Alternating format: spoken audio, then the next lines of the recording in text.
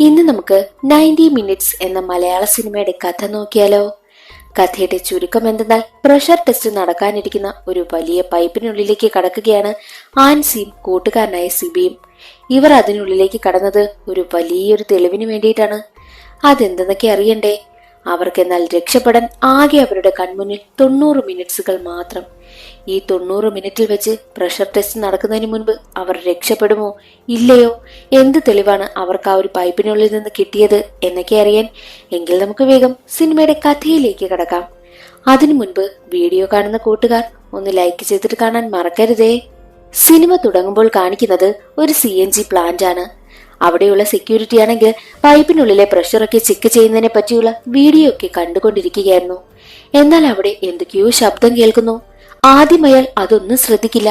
എന്നാൽ ശബ്ദങ്ങൾ കൂടി വന്നുകൊണ്ടേയിരുന്നപ്പോൾ അതെന്താണെന്ന് അറിയുവാനായിട്ട് സെക്യൂരിറ്റി പോകുന്നുമുണ്ട്.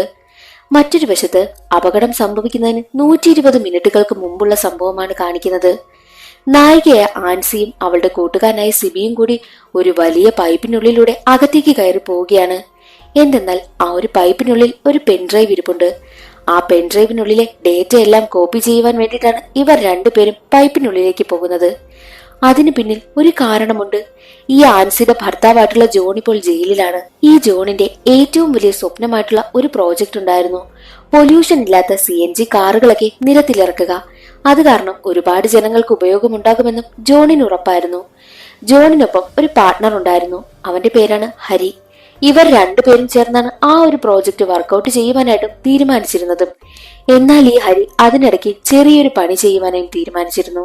എന്തെന്നാൽ ജോണിന്റെ ഈ ഒരു പ്രോജക്റ്റ് വലിയ കോർപ്പറേറ്റ് കമ്പനികൾക്ക് വിൽക്കുവാനായും അവൻ തീരുമാനിച്ചു. പക്ഷെ അതിന് ഏറ്റവും വലിയ തടസ്സമാരാണ് ജോൺ തന്നെയല്ലേ. അതുകൊണ്ട് ജോണിനെ ഒഴിവാക്കുവാനായിട്ടും അവനൊരു ഐഡിയ കണ്ടെത്തി. ജോൺ ഈ പ്രോജക്റ്റ് ചെയ്യുവാനായിട്ട് ഒരുപാട് കാശൊക്കെ ഒപ്പിച്ചിരുന്നു. അതെല്ലാം ഇല്ലീഗലായിട്ട് ചേർത്തതാണെന്നൊക്കെ ഈ ഹരി വരുത്തി തീർത്തു. അങ്ങനെയാണ് ജോൺ ഇപ്പോൾ ജയിലിലായിരിക്കുന്നതും. ആ കഥകളെല്ലാം ആൻസി തന്റെ കൂട്ടുകാരനായി സിബിയോട് പറയുന്നുമുണ്ട്. ആ ഒരു പെൻഡ്രൈവിനുള്ളിൽ ജോണിനെ രക്ഷിക്കുവാൻ വേണ്ടിയിട്ടുള്ള എല്ലാ തെളിവുകളും ഉണ്ടായിരുന്നു. ആ ഡേറ്റകളെല്ലാം കോപ്പി ചെയ്തെടുത്ത് ന്യൂസ് ചാനലുകൾക്കൊക്കെ അയച്ചു കൊടുക്കണം. അതാണ് അവരുടെ പ്ലാൻ. അവരതുപോലെ തന്നെ ചെയ്യും. എന്നാൽ നെറ്റ്വർക്കിന്റെ പ്രശ്നമുണ്ടായിരുന്നു. അതുകൊണ്ട് തന്നെ ആ കോപ്പി ചെയ്ത ഡേറ്റയെല്ലാം അവർക്ക് സെൻഡ് ചെയ്തു വെച്ചിട്ട് നെറ്റ്വർക്ക് വരുന്ന സമയത്ത് അത് സെൻഡ് ആയിക്കൊള്ളുമെന്ന് പറഞ്ഞ് അവർ രണ്ടുപേരും പൈപ്പിനുള്ളിൽ തന്നെ വെയിറ്റ് ചെയ്യും. പൈപ്പിനുള്ളിൽ വെയിറ്റ് ചെയ്യുന്നത് എന്തെന്നാൽ, പ്ലാന്റിനുള്ളിലെ വർക്കേഴ്സ് എല്ലാം പോയി കഴിഞ്ഞാൽ മാത്രമല്ലേ അവർക്ക് സ്വസ്ഥമായി ആ ഒരു പൈപ്പിൽ നിന്നും പുറത്തേക്ക് വരുവാനായി പറ്റത്തുള്ളൂ. അതിനു വേണ്ടിയിട്ടാണ് അവർ വെയിറ്റ് ചെയ്യുന്നതും. പിന്നീട് കാണിക്കുന്നത് ആ ഒരു പൈപ്പിനുള്ളിൽ പെൻഡ്രൈവ് ഉള്ള കാര്യം എങ്ങനെയാണ് ആൻസി അറിഞ്ഞതെന്ന് ഒരു ഫ്ലാഷ് ബാക്ക് വഴിയാണ് കാണിക്കുന്നത്. ജോൺ ജയിലിലായതിനു ശേഷം ജോണിനെ പുറത്തിറക്കുന്നതിന് വേണ്ടിയിട്ട് ആൻസി പഠിച്ച പണി 18 ശ്രമിക്കുന്നുണ്ട്. തന്റെ വക്കീലിനോടൊക്കെ ആൻസി സംസാരിക്കും. എന്നാൽ വക്കീൽ പറയുന്നത് ജോണിനെതിരെ മൊഴിമാറ്റി പറഞ്ഞത് അവന്റെ കൂട്ടുകാരനായ ഡേവിഡ് തന്നെയായിരുന്നു. ചിലപ്പോൾ ഡേവിഡ് പേടിച്ചിട്ടായിരിക്കും അങ്ങനെ പറയുന്നത്. ഡേവിഡിനോട് ഒന്നുകൂടി ഒന്ന് സംസാരിച്ചു നോക്കിയാൽ ചിലപ്പോൾ ശരിയാകും എന്നുള്ള കാര്യങ്ങളൊക്കെ അവർ ചർച്ച ചെയ്യും. മാത്രവുമല്ല, കോള് കട്ട് ചെയ്യുന്നതിന് മുൻപ് വക്കീൽ എന്തോ പ്രധാനപ്പെട്ട കാര്യം ആൻസിയോട് പറഞ്ഞു. അതെല്ലാം കേട്ട് ഞെട്ടി നിൽക്കുകയാണ് ആൻസി. അതിനുശേഷം അവൾ വീണ്ടും ഡേവിഡിനെ വിളിക്കും. എന്നിട്ട് ഡേവിഡിനോട് ജോണിന് വേണ്ടിയിട്ട് കോടതിയിൽ വന്ന് സംസാരിക്കുമോ എന്നൊക്കെ ചോദിക്കുന്ന സമയത്ത് ഡേവിഡ് അതിനൊന്നും തയ്യാറാകുന്നില്ല. എന്നാൽ ആൻസി വളരെ ഇമോഷണലായി ഡേവിഡിനോട് പറയുന്നുണ്ട്, ജോൺ ജയിലിൽ നിന്നും പുറത്തിറങ്ങിയില്ലെങ്കിൽ തന്റെയും മകളുടെയും കാര്യം കഷ്ടത്തിലാകും എന്നൊക്കെ അവൾ കരഞ്ഞുകൊണ്ട് പറയും. അതൊക്കെ കാണുന്ന സമയത്ത് ഡേവിഡിന് നല്ല സങ്കടം വരുന്നുണ്ട്. ഹരിയെ പേടിച്ചിട്ടാണ് ഡേവിഡ് മൊഴി മാറ്റി പറഞ്ഞതും. മാത്രമല്ല, ഈ ഹരി രാഷ്ട്രീയത്തിലൊക്കെ ഉള്ളതിനാൽ അവന് വല്ലാത്ത പേടിയായിരുന്നു ഹരിയെ. ഹരിയുടെ സ്വഭാവത്തെ പറ്റി ഞാൻ മുൻപേ മനസ്സിലാക്കിയിരുന്നു. അതെല്ലാം ഞാൻ ജോണിനോട് പറഞ്ഞിട്ടുണ്ട് എന്നുള്ള കാര്യവും ഡേവിഡ് പറയുകയാണ്. മാത്രമല്ല, ഹരിയുടെ സ്വഭാവം ഞാൻ മുൻപേ മനസ്സിലാക്കിയിരുന്നു. അക്കാര്യം ഞാൻ ജോണിനോടും പറഞ്ഞിട്ടുണ്ട് എന്നുള്ള കാര്യങ്ങളെല്ലാം ഡേവിഡ് ആൻസിയോട് പറയുന്നു.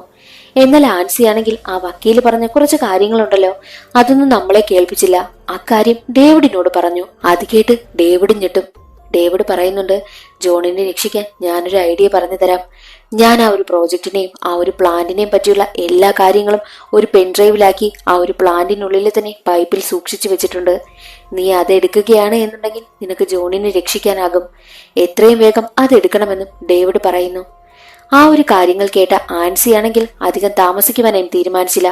അന്ന് രാത്രി തന്നെ പെൻഡ്രൈവ് എടുക്കുവാനായിട്ടും അവൾ പോവുകയാണ്. 1.5 വയസ്സുള്ള മകളെ വീട്ടിൽ ഒറ്റയ്ക്ക് ഉറക്കി കിടത്തിയിട്ടാണ് ആൻസി ഇപ്പോൾ ഇവിടേക്ക് വന്നിരിക്കുന്നതും. അത് കേട്ട സിബി ചോദിക്കുന്നത്, നിനക്ക് വട്ടാണോ? ആ പരിസരത്തൊന്നും വേറെ വീടൊന്നുമില്ല, പിന്നെ കുഞ്ഞിനെ ഒറ്റയ്ക്ക് കിടത്തിയിട്ടാണോ നീ ഇങ്ങോട്ട് വന്നിരിക്കുന്നത്? അപ്പോൾ ആൻസി പറയുന്നത്, അതൊന്നും സാരമില്ല, അവളെ ഉറക്കി കിടത്തിയിട്ടല്ലേ വന്നത്, അവൾ ഇപ്പോഴൊന്നും ഉണരില്ല എന്നും ആൻസി പറയുന്നു. അങ്ങനെ രണ്ടുപേരും അവിടെ റെസ്റ്റ് എടുക്കുകയാണ്. കുറച്ചു കഴിഞ്ഞതും ആൻസി അങ്ങ് ഉറങ്ങിപ്പോകും.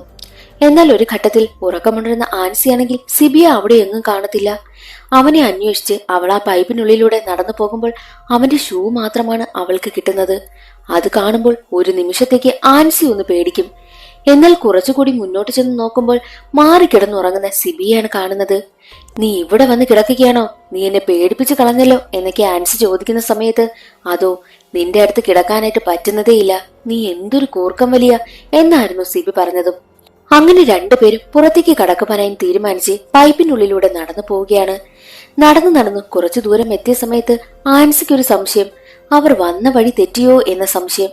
അവൾ കോമ്പസ് നോക്കുന്ന സമയത്ത് തെറ്റിയതൊന്നുമില്ല, കറക്റ്റ് വഴി തന്നെ. വീണ്ടും കുറച്ചുകൂടി മുന്നോട്ട് നടക്കും. അപ്പോഴേക്കും എൻട്രൻസ് എത്തിയിട്ടുണ്ട്. പക്ഷേ അവിടെ ഒരു പ്രശ്നമുണ്ട്. എന്തെന്നാൽ അതിന്റെ വാതിൽ ക്ലോസ് ആയിരിക്കുകയാണ്. അത് കണ്ട് രണ്ടുപേരും ഒന്ന് പേടിക്കും. സിബി ആ ഒരു വാതിൽ തുറക്കുവാനായി നോക്കും. പക്ഷേ പറ്റുന്നതേയില്ല. ആൻസിയും ശ്രമിച്ചു, നടക്കുന്നില്ല. അപ്പോഴാണ് ആൻസി ഒരു കാര്യം സിബിയോട് പറയുന്നത്. ഞാൻ നിന്നോട് ഒരു കാര്യം പറയുവാൻ മറന്നുപോയി. 2 മണിക്കൂറിനകം ഈ ഒരു പ്ലാന്റിൽ പ്രഷർ ടെസ്റ്റ് നടക്കും. അതിനു വേണ്ടിയിട്ടായിരിക്കാം അവർ ആ ഒരു വാതിൽ ക്ലോസ് ചെയ്തിട്ടുണ്ടാവുക. മാത്രമല്ല ഈ ഒരു പൈപ്പിലൂടെ മാത്രം കടന്നു പോകുന്നത് 30,000 PSI പ്രഷറിലുള്ള എയറും വാട്ടറുമാണ്. പെട്ടെന്ന് പെൻഡ്രൈവ് എടുത്തിട്ട് തിരികെ പോകാമെന്നാണ് ഞാൻ കരുതിയത്. പക്ഷേ ഇപ്പോൾ ഇവരത് പെട്ടെന്ന് തന്നെ ക്ലോസ് ചെയ്ത് കളയുമെന്ന് ഞാൻ പ്രതീക്ഷിച്ച കാര്യമല്ല എന്ന് പറയുമ്പോൾ, സാധാരണ 3000 PSI പ്രഷറിലുള്ള എയറും വാട്ടറുമല്ലേ കടത്തിവിടാറ്, പിന്നെ എന്തിനാ ഇവിടെ 30,000 കടത്തിവിടുന്നത് എന്ന് ചോദിക്കുമ്പോൾ ആൻസി പറയുന്നത്, 3000 കണക്കിൽ കാണിച്ചിട്ട് 30,000 കടത്തിവിട്ടതിനു ശേഷം ഈ ഒരു പ്ലാന്റ് അൺഫിറ്റ് ആണെന്ന് കാണിച്ച് ഇത് പൂട്ടിക്കണം. അതാണ് ഹരിയുടെ പ്ലാൻ. അങ്ങനെ നടന്നു കഴിഞ്ഞാൽ ഉറപ്പായിട്ടും ജോൺ പുറം ലോകം കാണത്തില്ല. ഇന്ന് തന്നെ അത് നടപ്പിലാക്കണം. അതാണ് അവരുടെ പ്ലാൻ. അതിനു മുൻപായിട്ട് പെൻഡ്രൈവ് എനിക്ക് എടുക്കണം. എന്നിട്ട് ആ ഒരു സത്യാവസ്ഥയെല്ലാം പുറത്തു കൊണ്ടുവരണം. ഇവർ ചെയ്യുന്ന ഈ കള്ളക്കളികളൊക്കെയാണ് എന്നോട് ആ വക്കീല് പറഞ്ഞതെന്നും ആൻസി പറയുന്നു. എന്നാൽ ആൻസിക്കാണെങ്കിൽ ഇപ്പോൾ പണി കിട്ടിയ അവസ്ഥയാണല്ലോ. അവൾ ആകെ ടെൻഷനിലാകുന്നു. മൊബൈലിലാണെങ്കിൽ നെറ്റ്വർക്കും കിട്ടുന്നില്ല. മാത്രമല്ല എമർജൻസിയിൽ വിളിച്ച സമയത്ത് ആരും അറ്റൻഡ് ചെയ്യുന്നത് പോലുമില്ല. 1.5 വയസ്സുള്ള തന്റെ മകളെ അവിടെ ഉറക്കി കിടത്തിയിട്ട് വന്നതിന്റെ ടെൻഷനുമുണ്ട് അവൾക്ക്. അങ്ങനെ ആകെ പണി കിട്ടിയ അവസ്ഥയിലിരിക്കുകയാണ് ആൻസിയും സിബിയും. 2.5 മണിക്കൂറിനകം പ്രഷർ ടെസ്റ്റ് സ്റ്റാർട്ട് ചെയ്തു കഴിഞ്ഞാൽ 1.5 മണിക്കൂർ കൊണ്ട് ഈ ഒരു പൈപ്പ് മുഴുവൻ വെള്ളം കൊണ്ട് നിറയും. നമ്മുടെ കൈവശം അപ്പോൾ ആകെ ഇനി 90 മിനിറ്റ് മാത്രമാണ് ഉണ്ടാവുക. സിബി പറയുന്നത്, നമുക്കിതിന്റെ ഓപ്പോസിറ്റ് കൂടി പോയി കഴിഞ്ഞാൽ അവിടെ വേറൊരു വഴിയുണ്ട്. അതുവഴി പ്ലാന്റിനുള്ളിലേക്ക് പ്രവേശിക്കാം. ഇവർ പ്രഷർ ടെസ്റ്റിന് വേണ്ടിയിട്ട് ആ ഒരു വാൾവും ക്ലോസ് ചെയ്യുന്നതിന് മുൻപ് നമുക്ക് അവിടേക്ക് പോകാമെന്നും സിബി പറയുന്നു. എന്നാൽ ആൻസി പറയുന്നത് അത് കുറച്ച് റിസ്ക് ആണ്. മുന്നോട്ട് പോകുന്തോറും ഓക്സിജന്റെ അളവ് കുറഞ്ഞുകൊണ്ടേയിരിക്കും. പിന്നെ പ്രഷർ കൂടി മൂക്കിൽ നിന്നും വായിൽ നിന്നുമൊക്കെ ബ്ലഡ് വരാനായിട്ടും ചാൻസ് ഉണ്ട് എന്നുള്ള കാര്യമൊക്കെ അവൾ പറയുമ്പോൾ, എന്തായാലും അത് നോക്കിയിട്ട് കാര്യമില്ല, നമുക്ക് എങ്ങനെയെങ്കിലും രക്ഷപ്പെടണ്ടേ, റിസ്ക് എടുത്തേ പറ്റുമെന്നും സിബി പറയുന്നു. അങ്ങനെ രണ്ടുപേരും ആ ഒരു വഴിയിലൂടെ മുന്നോട്ട് സഞ്ചരിക്കുവാനായും തീരുമാനിക്കും.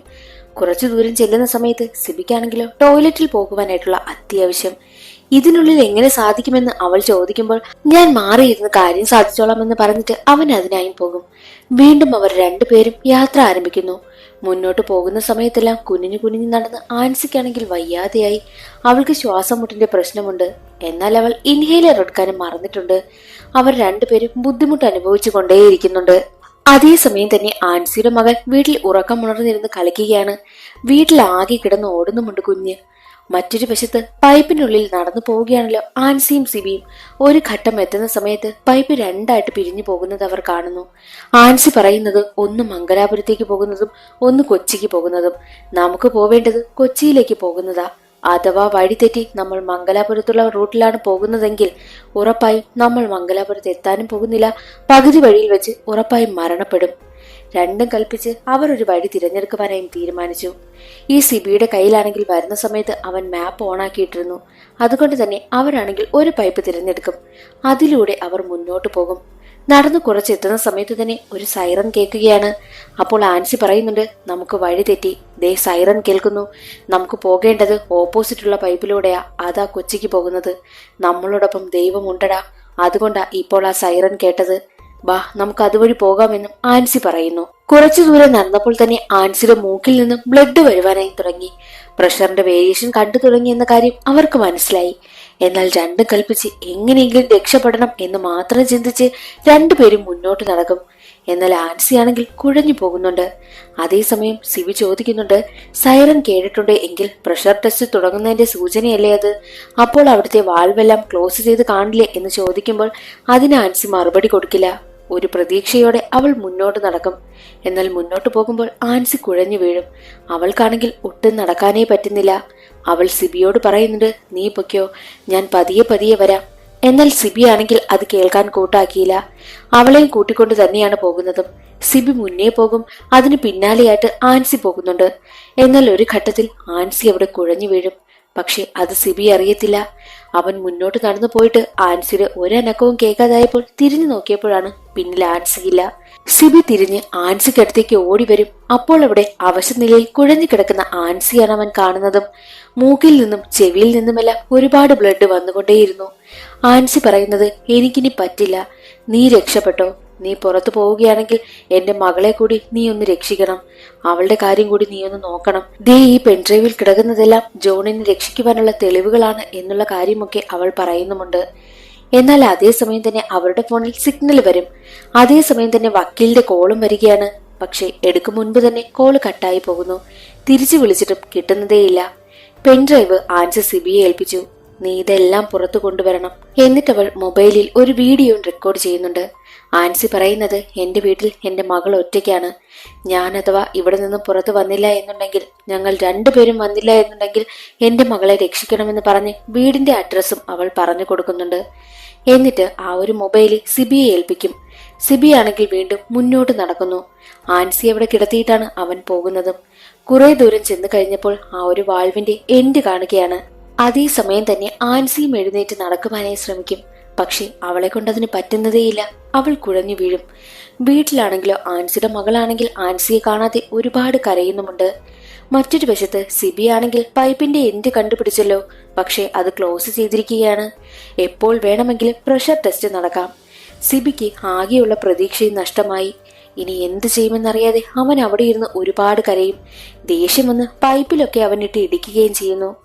അതേസമയം തന്നെ അവന്റെ മൂക്കിൽ നിന്നുമൊക്കെ ബ്ലഡും വരുന്നുണ്ടായിരുന്നു. അതേസമയം തന്നെ ആ ഒരു പൈപ്പിന്റെ മുകളിലത്തെ സൈഡിൽ നിന്നും ചെറിയൊരു ഭാഗം ആരോ ഓപ്പൺ ചെയ്യുന്നു. അത് മറ്റാരുമല്ല, സെക്യൂരിറ്റി തന്നെയായിരുന്നു. നീ എങ്ങനെയാ ഇതിനുള്ളിൽ വന്നത് എന്നൊക്കെ ചോദിക്കുന്ന സമയത്ത് ബോധം പോലും ഇല്ലാത്ത അവസ്ഥയിൽ നിൽക്കുകയായിരുന്നു സിബി. കുറച്ചുനേരം അവൻ അങ്ങനെ തന്നെ നിന്നു. പെട്ടെന്ന് തന്നെ അവന് ആൻസിയുടെ ഓർമ്മ വരും.